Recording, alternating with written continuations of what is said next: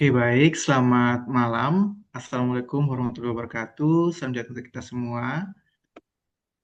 Selamat malam. Malam, Bapak Ibu semua, pemirsa.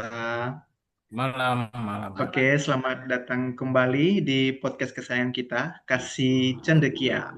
Bersama saya, Pieter Tomahu, yang akan menjadi moderator kita saat ini. Nah, pemirsa semua, pada episode kita di kali ini, kita akan membahas salah satu isu strategis kontemporer yang mungkin dapat dibilang sangat hangat, yaitu terkait dengan penggunaan artificial intelligence atau yang sering kita sebut AI untuk mendukung perkembangan semua. Coba kita bayangkan bahwa ketika teknologi yang dulu hanya ada di film fiksi, eh, kini dapat menjadi asisten pribadi mahasiswa khusus ke-21.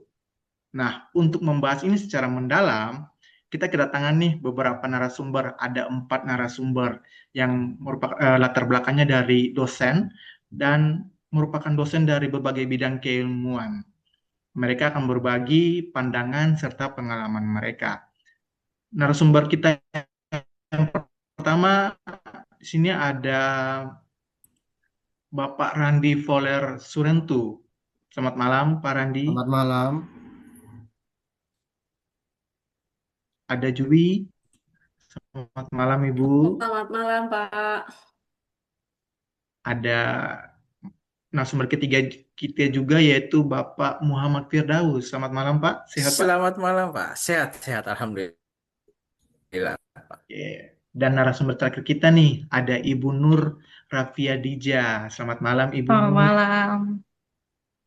Nur ya, saya sapa aja Ibu Nur ya, atau Ibu Dija. Oke, tanpa membuang waktu lagi, mari kita langsung saja masuk ke dalam pembahasan pertama kita. Nah, untuk pertanyaan pertama ini, saya akan tujukan mungkin untuk Bapak Randi Voller, ya. Oke, untuk Bapak Randi Voller sih, menurut pandangan Bapak, apa sih sebenarnya peran utama AI dalam membantu mahasiswa mengembangkan kompetensinya nih, Pak? Mungkin boleh dijawab, Pak Randi.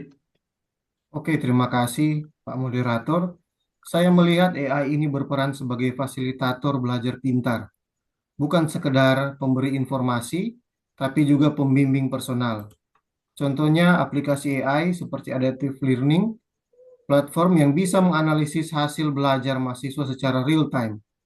Kalau mahasiswa kesulitan memahami konsep statistik, AI akan memberikan penjelasan dengan cara yang berbeda, visualisasi, animasi, atau contoh kasus yang lebih sederhana. Hasilnya, mahasiswa tidak hanya hafal rumus, tapi benar-benar paham konsep dan bisa menerapkannya. Oke, baik. Menarik sekali jawaban dari Bapak Randi Fowler ini ya. Jadi, AI ini seperti tutor pribadi bagi mahasiswa ya, 24 per 7 ya. Begitu ya, Pak. Nah, kalau misalkan AI ini sudah dapat menjadi fasilitator yang pintar, sekarang saya ingin mengetahui mengapa sih AI ini dapat menjadi sesuatu yang krusial. Mungkin untuk Ibu Novela. Ya, menurut Ibu Novela, apa alasan utama sehingga artificial intelligence ini penting untuk membentuk kompetensi mahasiswa di era sekarang ini? Ya, mungkin di sini karena dunia kerja sudah berubah drastis, kemampuan hard skill seperti coding atau analisis data kini wajib. Dan AI adalah cara tercepat untuk menguasainya, Pak. Tapi yang lebih penting, AI mengajarkan soft skill. Di abad ke-21, berpikir kritis, kreativitas, dan problem solving. Bayangkan, jika mahasiswa menggunakan AI untuk analisis data besar, lalu mereka yang menginterpretasi hasilnya. Nah, ini nih yang dicari oleh perusahaan di masa depan. Jadi AI bukan hanya pengganti manusia, tetapi pemacu agar mahasiswa jadi lebih unggul dari AI itu sendiri. Mungkin seperti itu, Pak. Oke, Bu, benar sekali ya. Jadi secara tidak langsung AI ini bisa membuat mahasiswa semakin level up. Nah, mari kita coba untuk lanjutkan ke perkembangannya nih. Nah, kapan sih sebenarnya tren AI ini mulai terasa di dunia kampus? Mungkin menurut Bapak Muhammad Firdaus, narasumber berikutnya, berdasarkan pengalaman Bapak, sejak kapan sih dan di bidang apa saja AI ini paling efektif untuk mendukung kompetensi mahasiswa?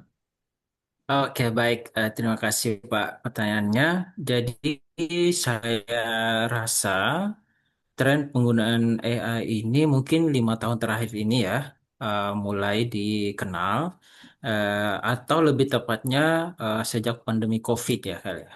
Jadi, saat itu hybrid learning jadi keharusan. Jadi dosen dan mahasiswa itu terpaksa harus beradaptasi dengan teknologi digital. Nah, dari situlah penggunaan AI ini langsung meledak lah istilahnya seperti itu ya. Nah, kini penerapan dari AI ini tuh semakin luas ya. Tidak hanya di mata kuliah yang berbasis teknologi, tetapi juga di berbagai bidang keilmuan lainnya sudah merambat semua nih. Nah, di Fakultas Pendidikan misalnya, mahasiswa menggunakan AI ini untuk mengembangkan media pembelajaran digital itu sendiri. Sedangkan di bidang kesehatan digunakan untuk mungkin melakukan simulasi terhadap diagnosis dan analisis terhadap data-data medis dari pasien seperti itu. Nah, jadi penerapan AI ini yang efektif tidak hanya bergantung pada bidangnya sih sebenarnya, tetapi pada bagaimana dosen dan mahasiswa itu memanfaatkannya secara kreatif dan terintegrasi dalam proses pembelajaran seperti itu sih Pak. Dan yang paling penting, AI itu berguna kalau kita pakai sebagai partner belajar ya, bukan sebagai jalan pintas. Sekali lagi, kalau cuma buat hanya copy paste seperti itu, jadi kompetensinya mahasiswa itu tidak bakal naik. Tapi kalau dipakai buat berpikir kritis, nah itu baru akan kelihatan dampaknya buat mahasiswa. Mungkin itu jawaban dari saya, Pak. Oke, bagus sekali ya jawaban dari Pak Firdaus ini. Jadi yang paling ditekankan itu ketika penggunaan AI itu sesuai dengan arahnya dan fungsinya ya. Jadi dijadikan sebagai teman belajar, bukan sebagai jalan pintas. Tetap kita pertahankan Sip. etika daripada penggunaan AI sendiri. Nah, mungkin untuk sekarang pertanyaan berikutnya untuk Ibu Nurafia. Menurut Ibu, siapa yang paling berperan sekaligus paling terdampak dalam ekosistem AI ini untuk pengembangan kompetensi mahasiswa? Eh, Mungkin kalau kita bicara soal ekosistem AI itu ada satu yang paling berperan dan sekaligus paling berdampak ya menurut saya itu adalah dosen. Kenapa dosen? Karena dosen itu gatekeeper. AI mau dipakai atau enggak di kelas itu sangat ditentukan oleh dosennya. Jadi mau jadi alat bantu belajar atau justru dianggap ancaman itu juga keputusan dosen. Tapi di saat yang sama dosen itu adalah pihak yang paling terdampak. Nah, lalu kalau dengan mahasiswa itu adalah aktor utama penerima dampak, tapi bukan pengendali sistem. Kalau dosennya adaptif, mahasiswa akan tumbuh. Tapi kalau dosennya menutup diri, mahasiswa tetap pakai AI diam-diam tanpa literasi, tanpa etika gitu ya.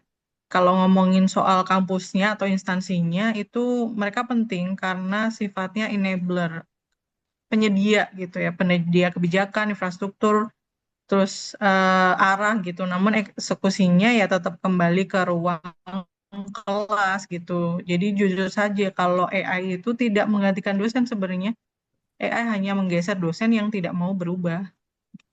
Kalau menurut Oke, saya. Bu, jawabannya sangat luar biasa. Jadi AI itu bukan pengganti dosen, tapi hanya ketika AI itu digunakan untuk menggeser dosen-dosen yang tidak mau berusaha saja.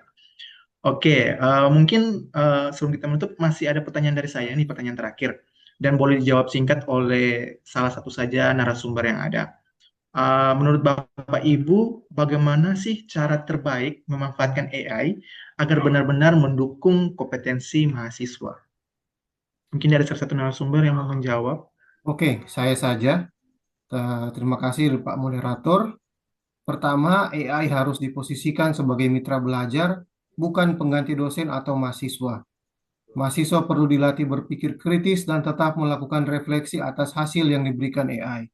Kemudian yang kedua, kampus perlu menyusun panduan etika penggunaan AI agar penggunaannya tetap bertanggung jawab. AI yang etis akan melahirkan generasi yang kreatif sekaligus berintegritas. Dari sisi lain, dosen bisa mendesain tugas berbasis proyek yang mengintegrasikan penggunaan AI seperti penelitian mini, visualisasi data, dan pembuatan konten edukatif. Ini dapat mendorong mahasiswa untuk berpikir lebih aplikatif. Terima kasih. Nah, itu saudara. Jadi memang AI itu pemanfaatannya bisa mendukung mahasiswa dengan hal yang tadi disampaikan oleh Pak Randi. Oke, mungkin satu lagi pertanyaan sebelum kita benar-benar tutup nih. Saya ingin mendengar pandangan singkat dari salah satu narasumber juga.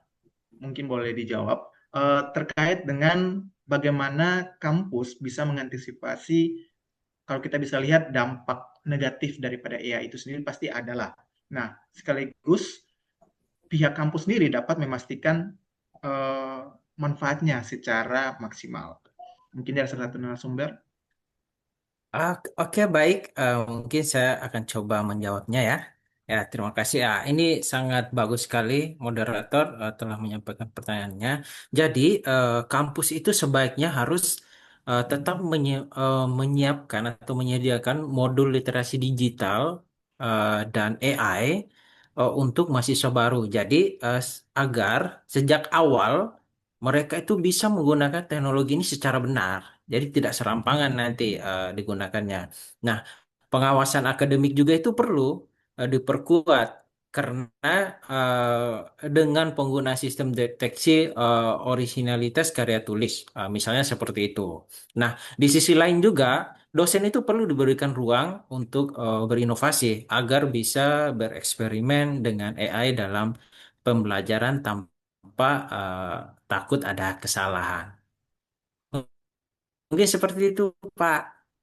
Oke, Pak Muhammad Firdaus. Eh, Mungkin Bapak Ibu, pemirsa semua, pertanyaan-pertanyaan kita sudah bisa, saya harap sudah bisa sangat terjawab ya oleh jawaban-jawaban daripada para narasumber yang hadir dan hebat di malam hari ini. Terima kasih kepada para narasumber yang uh, sungguh luar biasa membagikan pandangan dan pengalaman Bapak Ibu untuk menambah wawasan kita semua. Nah, Bapak Ibu pemirsa semua, hari ini kita telah belajar bahwa AI itu bukanlah sebagai sebuah ancaman, melainkan sebagai kita dapat sebut sebagai suatu sekutu strategis untuk mencetak mahasiswa-mahasiswa yang kompeten, kreatif, dan berkarakter. Nah, semoga podcast ini dapat memicu aksi nyata di kampus kita masing-masing, sivitas akademika kita di manapun kita berada, sehingga tetap semangat untuk terus belajar cerdas memanfaatkan AI yang tersedia. Oke, sampai jumpa lagi di episode berikutnya dalam podcast Kasih Cendekia. Saya Piat Pemahu, tetap semangat belajar dan jadilah pribadi cerdas di era digital. Selamat malam. Oke. Selamat malam. Selamat malam.